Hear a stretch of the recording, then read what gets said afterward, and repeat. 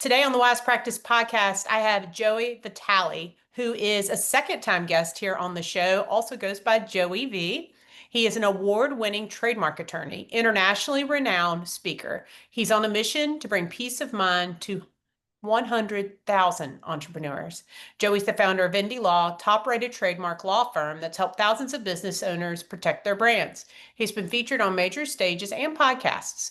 And his newest best-selling book, Legally Legit, the step-by-step guide to protecting your business and owning your brand. To learn more, head to indielaw.com, or you can visit Joey on social media at the Joey Vitale. Hi, how you doing? Great, Whitney. Thank you so much for having me. Not just once, but twice here. I'm so excited to be back. Well, great. Me too. Well, you always bring a lot of knowledge to the table. So it's not everybody that gets a second episode. But I personally have worked with you and your company, and I am, fingers crossed, almost at the finish line with my trademark for my group practice. So it's fun to be able to bring people in that I have had a personal positive experience with. Well, I'm really honored to be here. And man, I mean, we had a great episode last time, but boy, we've still got stuff to talk about. And we sure do. And you were updating me before we got going that there's so many updates happening in the trademark world. So I'm excited to jump into those. And so could you just give a little more of a snippet if someone missed that first show and they're like, Indie Law, what exactly is that? Kind of explain what you do for people. And then let's get into those good and bads.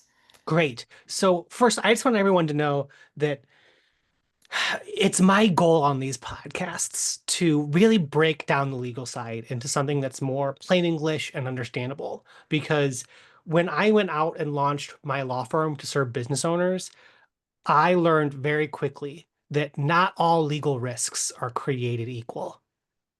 And there's a reason my law firm focuses on trademarks. It's because trademarks, more than anything else in the law, can come back and bite a business owner. Um, if you want to learn more about that, again, go back to the episode that we did before. But the main point is, and for reasons that we get into there, a trademark for your business name, your logo, your slogan, it's not a nice to have, it's a must have. Hmm. And the only way to legally own your brand and to have legal evidence of ownership is with a trademark being registered at the US level. And so the longer you wait to take that step to get legally legit with the trademark, the more you are at risk with receiving a cease and desist letter telling you have to change everything. My biggest fear. And you're not alone. We see it time and time again. It's like the law firm business equivalent of like you gotta buckle your seatbelt when you're in a car. Hmm. Yeah. Risks So are just too big. yeah, so what are these kind of the goods and the bads that we were talking about before with trademarking? Yeah, so but before we get into some like nitty-gritty kind of details and stuff in the trademark world, I wanted to speak a little bit to things that I'm seeing that gets my check of approval and my big red X of please don't do this, okay? Yeah. So, and again, this is a little counterintuitive and against the grain in the way that our heads work because as business owners, we are so used to like if we want something in business, we go online somewhere, we fill out a form and we instantly get it.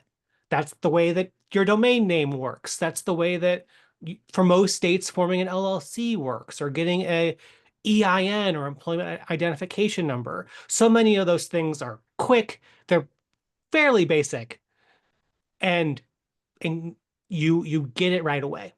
And you know you're going to get it. With trademarks, it's complicated. The form is really not created with business owners in mind.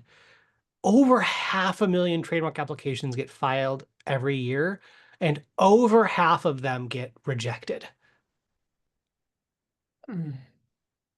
And it takes a year to figure out whether or not it's going to get accepted or not. But one of the things that I love about Indie Law is not only do we have a really great um, like client happiness score. We measure that closely and we're at like 99.6% with the client happiness score. We also have a 99.7% success rate. with our filings. So we've gotten really good now that we've filed over 1,500 of them, knowing what's likely to get accepted and what's not. And one thing that I'm seeing more and more of that gets that big red X for me is we've got to stop trademarking these trending phrases and these really descriptive choices for business names and podcasts and courses. I clump those together because they're both kind of low-hanging fruit things that business owners can think of quickly and try and trademark. Uh, Whitney, I was telling you earlier that some guy is now, he's filed for like 20 applications for 6, 7. I guarantee you he's not going to get any of them. Um, because the whole purpose of a trademark exists as a trademark when you have what I call an Hakuna Matata effect, where when you see or hear that phrase, it makes you think of a particular thing. You hear Right. Hakuna Matata, you think Disney. Hmm. If you hear 6, 7, it's not like you think of Apple or Disney or any other particular brand, right? I think of my daughter, so There you go. she's always doing this. Oh my gosh, it's so crazy. But similarly, LeBron James recently tried and failed to get Taco Tuesday trademarked. Right. And when that happened, his lawyers actually said, "We are glad that we got the rejection because this means that LeBron can safely talk about Taco Tuesday and not be worried that someone else has trademarked that phrase and is going to go after him." These might sound like kind of common sense, silly trademark examples, although I could go on. People have tried to trademark Merry Christmas, Happy Thanksgiving, just crazy generic phrases. But where it does, I think, relate to more business owners is I'm seeing a rise in very descriptive, easy to think of names for things. So, for example, the Wise Practice podcast. If that was just the practice podcast, that would be a lot weaker, right? Hmm. If we're seeing certain phrases in business, like people talking about like having a next level program or elevate or the lit up entrepreneur. A lot of these phrases that are becoming so commonplace in the market that when people hear it, again, no one thinks of a particular brand.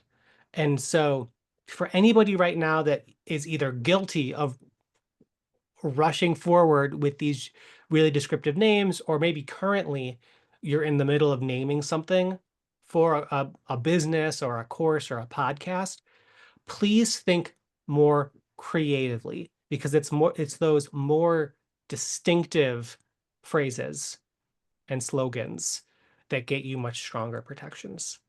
Hmm. Definitely. So, as we're talking about kind of trademarks and things that have the same names or different names, my business name, Water's Edge Counseling, is pretty common, actually. There's a Mm, lot of Water's Edge counselings actually in the country, which I don't know that until I start looking it up, right?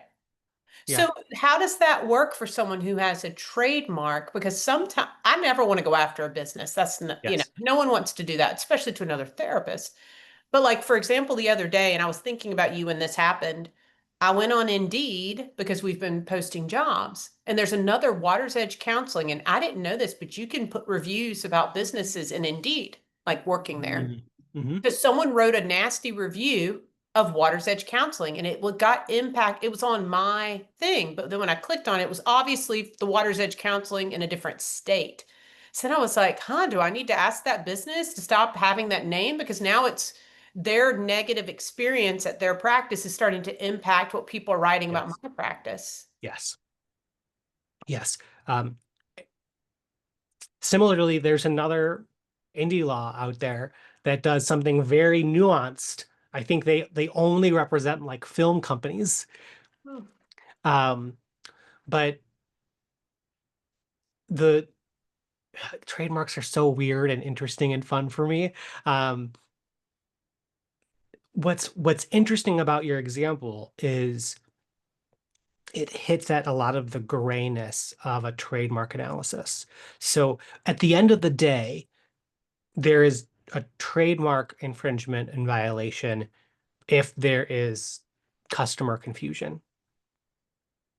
And when the trademark office looks at is there customer confusion, they tend to look at two things in particular. They look at, okay, how similar are the trademarks themselves? And in this case, it sounds like they're pretty dang similar. Same And name. then, yep. And then the second thing is, um, are they operating similar services or products to a similar group of people? And the fact that you're in different states, is a part of that analysis and decreases the chance of there being confusion. Um, that being said, you again, I love how you kind of started that question with this idea like, hey, like I never, it's really not in my nature to just go after people just for the heck of it. We hear that a lot with our clients too. And so um, one thing that we talk a lot with business owners about is it's really important until you get your trademark registered, we've got to think about playing defense. The biggest risk to you is we have to make sure that no one else can take your name. Once your trademark is registered or close to it, then we can start to think offensively around to what extent do I want to enforce my rights against others. And so, Whitney, you're thinking about this really well now that your trademark is almost registered. So, what I typically ask and talk about in these situations are number one, like, is this in this case, is even though they're in a different state, are you seeing any type of a marketplace overlap? Or is it pretty unlikely that you'll have this similar, like the same client because of the fact that you're in different states? Oh, you wouldn't have the same client. Okay, so that helps. Um, the other thing to think about is, and this is huge, is who actually started using the name first. Hmm. Because trademarks are great. And practically speaking, you should be getting trademarked as soon as possible. But technically speaking, in the legal world, it's the first company that started using the brand name, the logo, the slogan that has the strongest trademark rights to it, regardless of when or even if they filed a trademark application. I say that because we are constantly advising our clients not to send what we call backfire cease and desist letters, where they think, oh, I've got the trademark. They don't. I'm going to go tell them they have to stop it. And then they come back and say, hey, according to our research, you launched last year. We've been around for 20 years. You're actually infringing on our rights. This is so complicated. I know. So bottom line, definitely talk to an attorney before you take next steps playing offense in a particular situation. But so much of this comes down also to is the juice worth the squeeze? Yep, I was thinking that. Given given the time and money that goes into pursuing a cease and desist request or demand or even a lawsuit, looking at the potential damages. And I think one thing in your case, Whitney, that you would just monitor closely is like, okay, to what extent are these reviews actually having a measurable impact on people deciding not to work with us? Hmm. Yeah.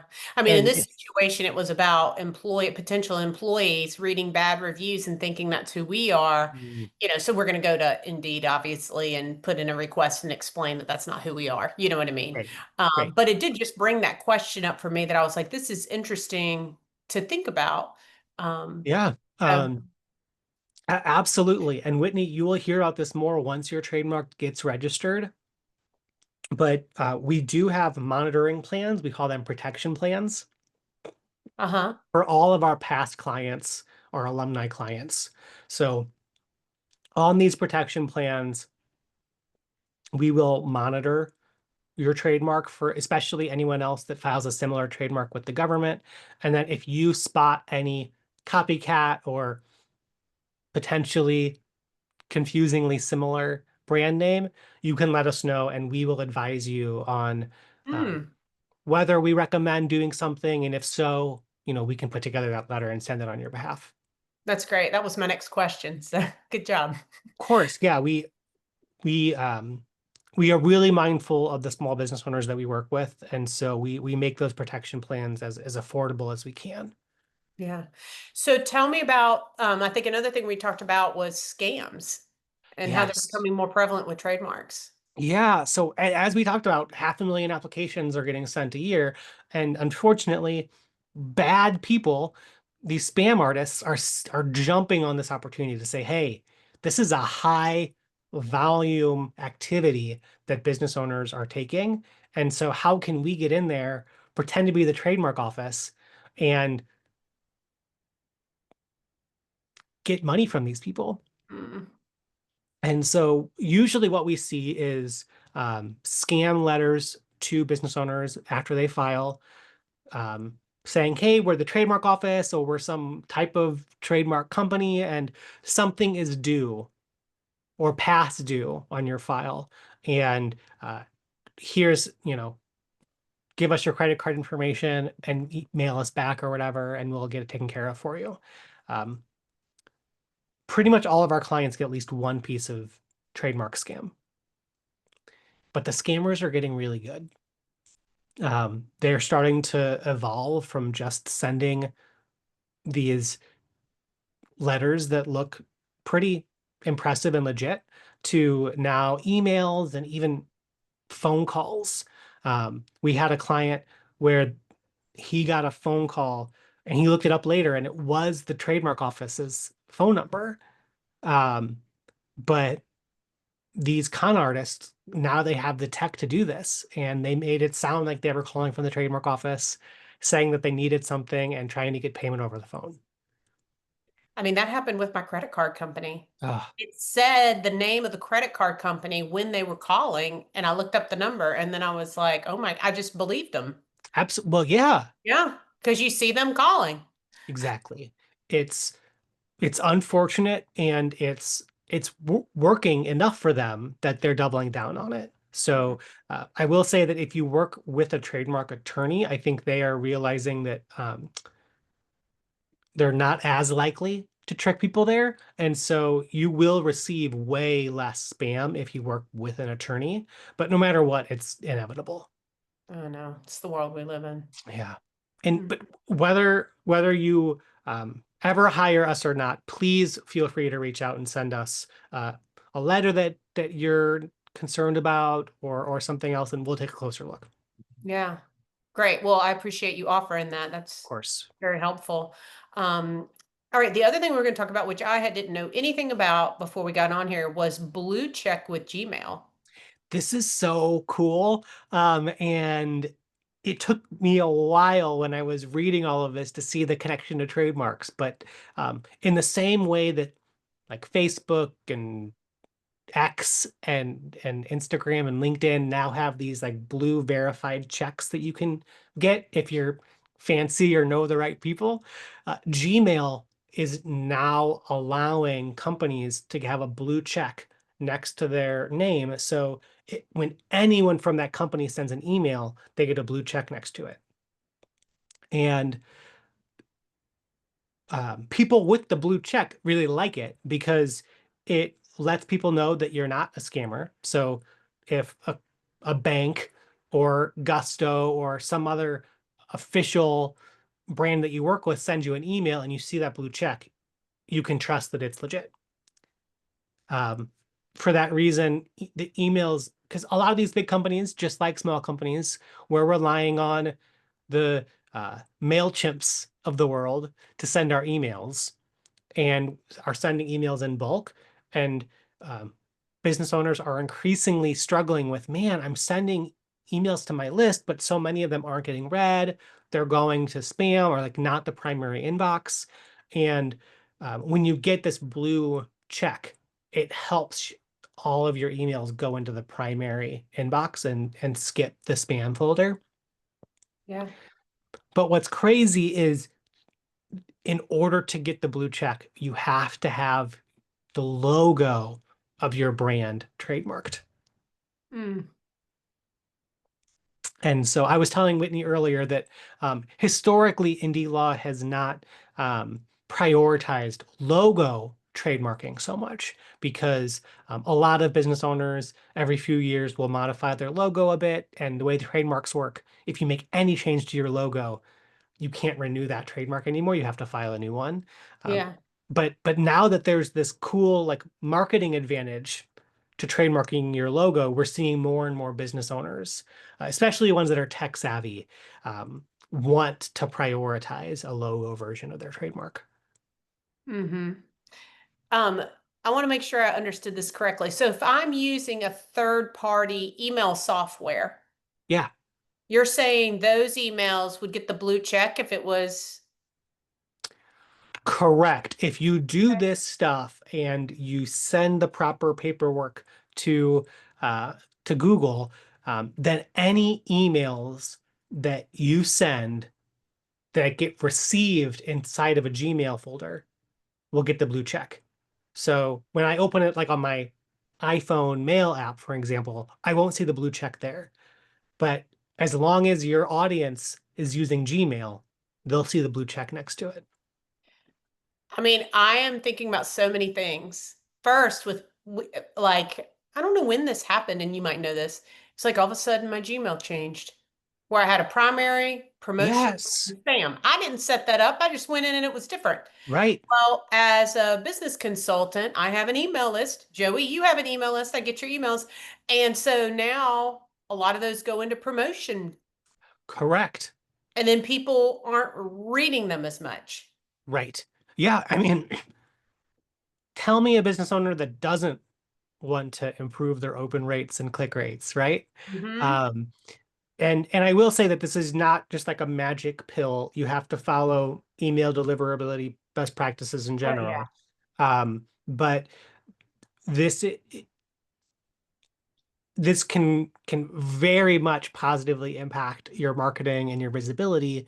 And I think on just a broader note, um, I think this is a really cool and smart way for platforms like Gmail to say, hey, we're going to start looking to proof of trademark registrations as a kind of passport for business owners. So if you want that special treatment of not being seen as spam, or potentially if you want certain perks on a platform, we're willing to give that to you um, if we see some evidence that shows us that you are who you say you are.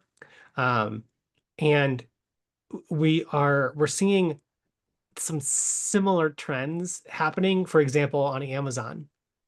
So this is a bit more of a niche thing, but if you're a hand maker on Amazon and you use Yeah. their Amazon handmade service, um, if you go through and not only put a profile and listings together, but also send them your trademark registration, then you get extra perks on the platform.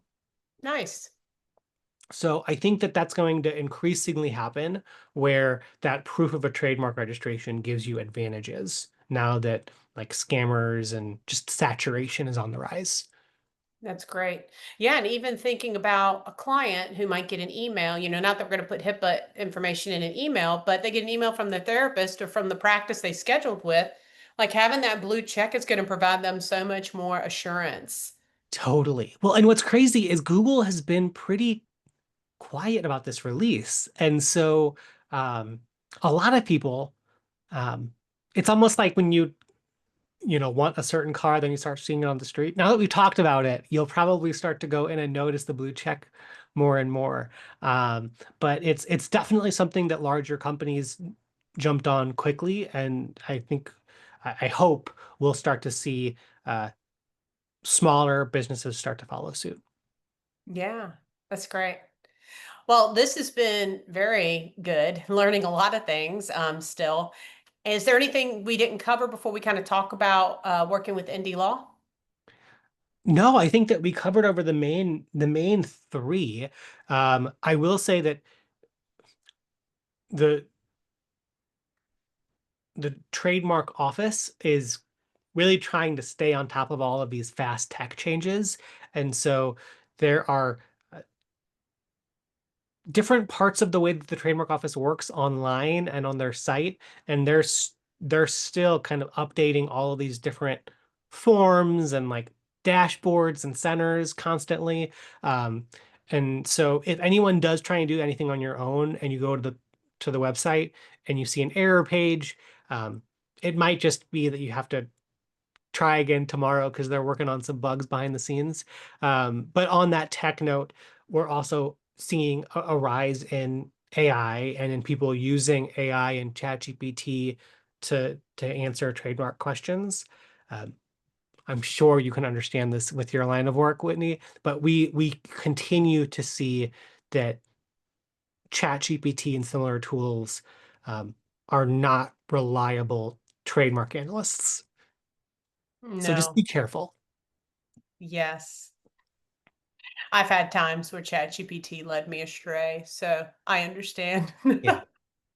Yeah. Well, I know you're offering a special deal for our listeners, $300 off a service, is if that's correct, after they book their consult call. Absolutely, absolutely. If you hear this and you're like, man, we need to get started, or just I'm interested, there is a seriously no cost consult. It's free. It's a no pressure sales call. Um, we'll learn more about what's going on. We're happy to also do some quick searches to see what comes up on our end, recommend next steps. Uh, and if we really don't think that there's anything that needs trademarking in your business, we'll tell you straight. But chances are there's at least one thing in your business that is worth trademarking. Um, and yeah, the way that we're doing this is that the call is already free, but if you decide during and after the call that you'd like to work with us, we'll give you that exclusive $300 off. That's So all you got to do is go to indielaw.com/call, book a call, and then on that form or on the call, just let them know that Whitney sent you. Thank you. Yeah. And look, I did the call. It was easy, no pressure, and then went from there. And I've had such a great, easy, honestly, easy experience. I should maybe knock on wood because we're talking about trademarks, but Indie Law's made it as easy as possible. So I'm really grateful for that. So glad to hear it. That's like my whole mission. So you made my week. Oh, wonderful. Well, it's always a pleasure, and I appreciate all the knowledge that you bring to our listeners. So thank you so much for coming on the show. Thanks so much, Whitney. Bye, everybody.